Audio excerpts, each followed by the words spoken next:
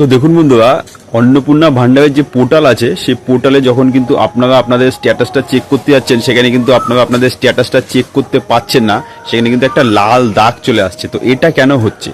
তো দেখুন বন্ধুরা, আমি কিন্তু আপনাদের বলতে চাইবো এটা নিয়ে আপনারা চিন্তিত হবেন না। তার কারণ হচ্ছে এই পোর্টালটি, যেটা কিনা লক্ষ্মী ভান্ডার পোর্টাল ছিল, এটা কিন্তু এখন অন্নপূর্ণা ভান্ডারে কিন্তু কনভার্ট হয়ে গেছে। তো সেক্ষেত্রে কিন্তু এখনো আপডেটের কাজটা কিন্তু কমপ্লিট হয়নি। আপডেটের যে কাজ সেটা কিন্তু এখনো চলছে, যার জন্য কিন্তু আপনারা এই যে স্ট্যাটাসটা সেটা এই মুহূর্তে দেখতে পাচ্ছেন না।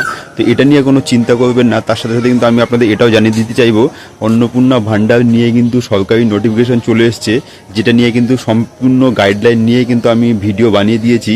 কারা টাকা পাবেন, কারা পাবেন না, কাদের অনলাইনে অ্যাপ্লাই করতে হবে, কাদের করতে হবে না, সেই ভিডিওর লিঙ্ক কিন্তু আমি ডেসক্রিপশন বক্সে দিয়ে দেবো, আপনারা চাইলে দেখে নিতে পারেন।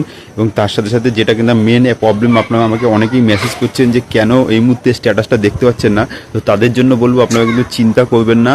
যেহেতু এখনও এই সফটওয়্যারটা কিন্তু যেটা অন্নপূর্ণা ভান্ডারে আপডেট হয়েছে, মানে কনভার্ট হয়েছে লক্ষ্মী ভান্ডার থেকে, সেটা আন্ডার প্রসেস আছে, এখনও কাজ হচ্ছে, যার জন্য কিন্তু আপনারা এই স্ট্যাটাসটা চেক করতে পারছেন না। আশা করছি কিছুদিনের মধ্যেই কিন্তু আপনারা এই স্ট্যাটাসটা চেক করতে পারবেন। তো যখনই কিন্তু আপনারা চেক করতে পারবেন, অথবা অন্নপূর্ণা ভান্ডার সংক্রান্ত যে কোনো আপডেট আসবে, আপনারা কিন্তু সবার প্রথমে আমার এই প্রোফাইল ত্রিদীপ ভূমিকে দেখতে পাবেন।